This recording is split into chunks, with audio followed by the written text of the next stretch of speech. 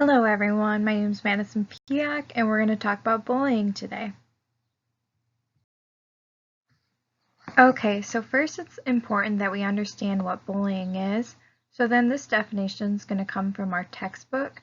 So bullying is defined as an unwanted aggressive behavior among school-aged children that involves a real or perceived power imbalance. And then there's three main types of bullying. There's verbal bullying, social bullying, and physical bullying.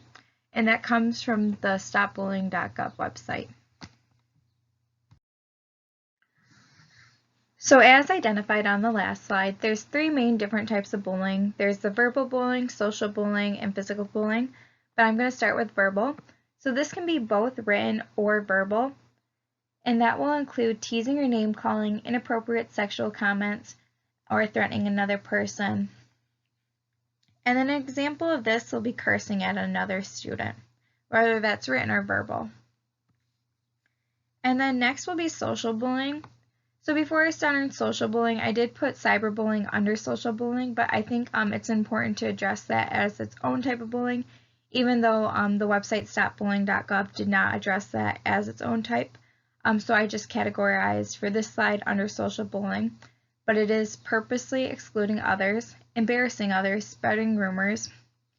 And then an example of this would be convincing a friend to invite the entire class except for one or two others. And so this will go to purposely excluding others because that's not just the individual doing that, but them convincing others to do that as well. And then we have physical bullying.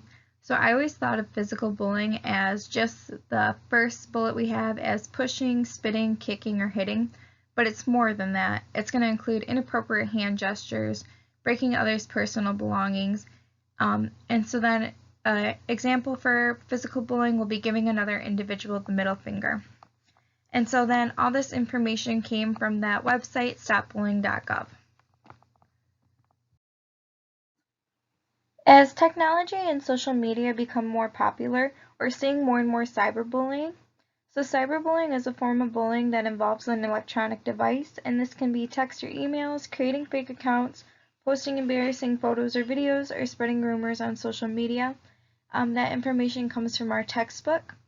And then the difficult thing about cyberbullying is it seems to always follow you, whereas with physical bullying or verbal bullying and even social bullying, you can somewhat get away from it, but cyberbullying, it kind of comes home from school with you. So there is a bit of a gender comparison when it comes to males and females in bullying. Males are more likely to be more direct and use more of a physical form of bullying, where females are more likely to be more indirect and use forms of bullying such as social isolation or spreading rumors, so more of a form of social bullying.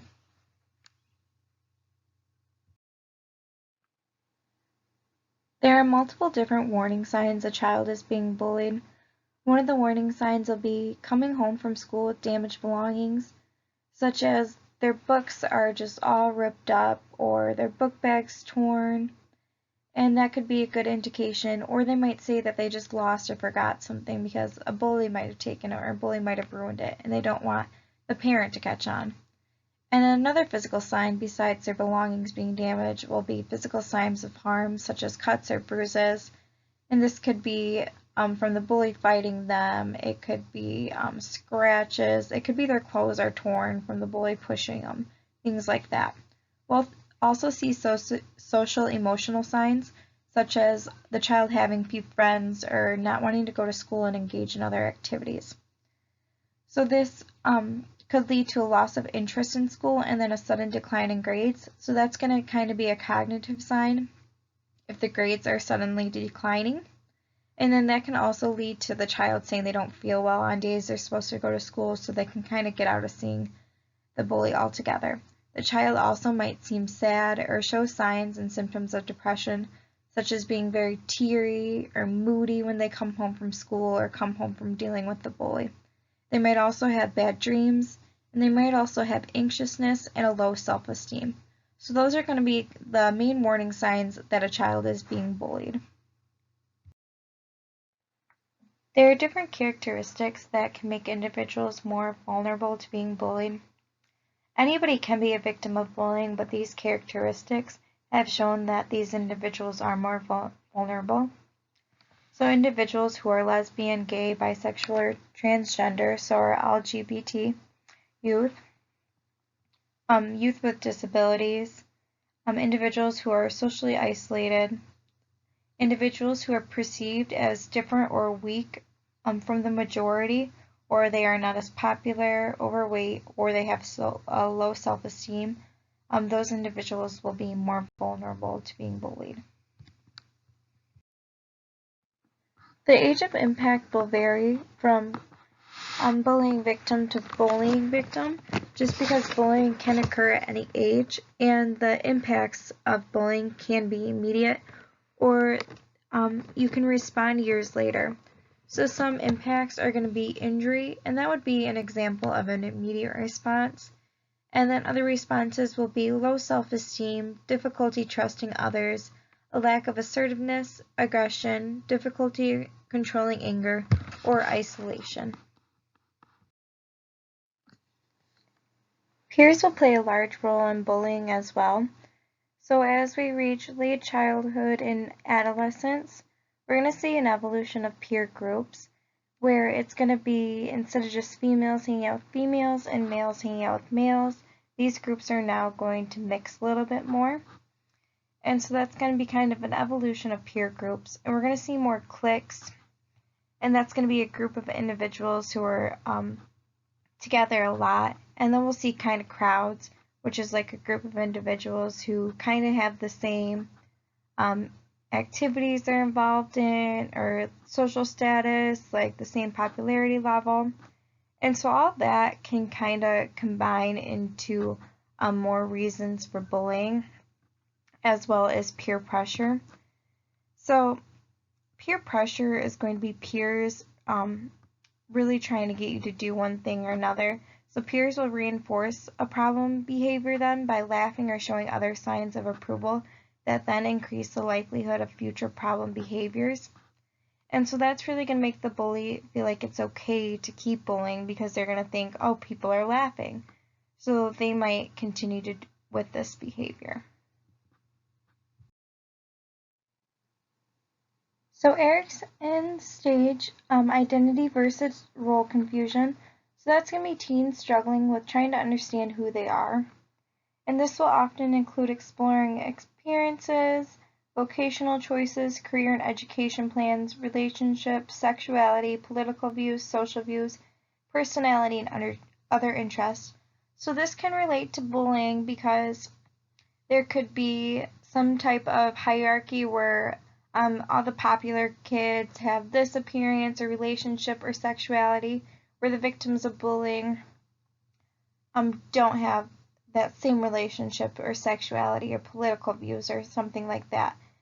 And then the personality can really come out in the bystander, whether they're the type of personality stick up for others or not, just because everybody's trying to understand who they are and what their identity is. And a lot of times they don't achieve that full understanding of their identity during adolescence. And then another theory that can be used to understand bullying would be Kohlberg's stages of moral development. And this addresses how our morals change as we get older. So I think that could be really addressed with how do the morals of the bully change, the bystanders and the victims change as they age.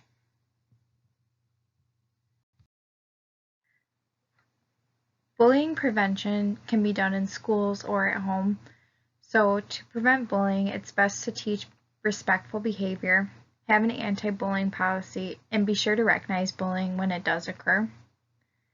And then also teach responsible technology use, such as monitoring usage if necessary. This can be like keeping a computer in the living room so you can see what your child's doing, or not letting them go on their phone in their bedroom or take it to the bathroom with them or things like that. And then discourage cliques in excluding others.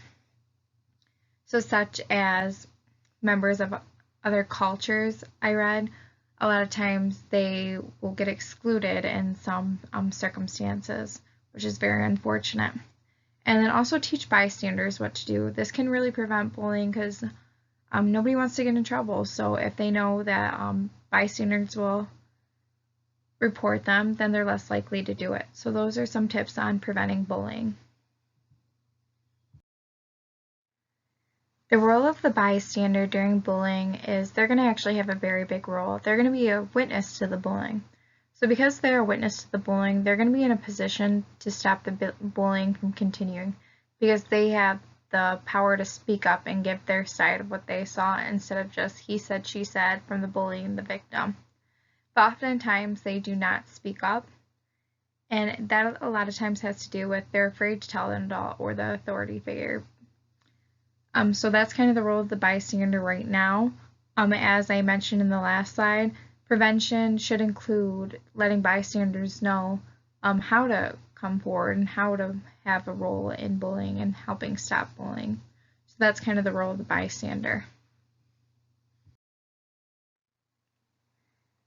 That is all I have for today on bullying. So here are the references I used, and I also added my email if anybody else wants to get a hold of me and ask any questions. I hope you guys enjoyed this presentation, and thank you for listening.